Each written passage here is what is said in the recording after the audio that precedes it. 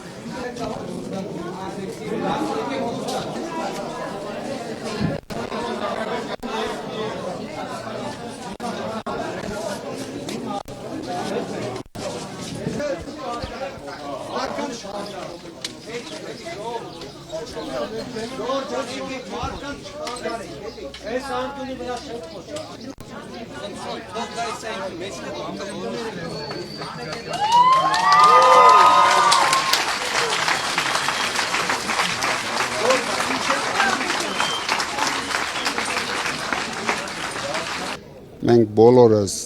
միասին պետք է համախմբենք մեր ժողովրդին, մեր երկիրը պետք է համախմբենք, մեր սփյուռքին համախմբենք նորից։ Եթե ընդդիմությունը հաղթի, խաղաղ իշխանափոխություն կլինի։ Ընդամենը միջև առավոտ համբեր ենք։ Վաղը ինչպեսի Հայաստան ենք տեսնելու։ Վաղը կուզենայի տեսնել Հայաստան լեգիտիմ իշխանությունով։ Դա շատ կարևոր է մեր երկրի համար, քանի որ չունենալով լեգիտիմ իշխանություն մենք չենք կարողանալու ապահովենք Հայաստանի զարգացումը։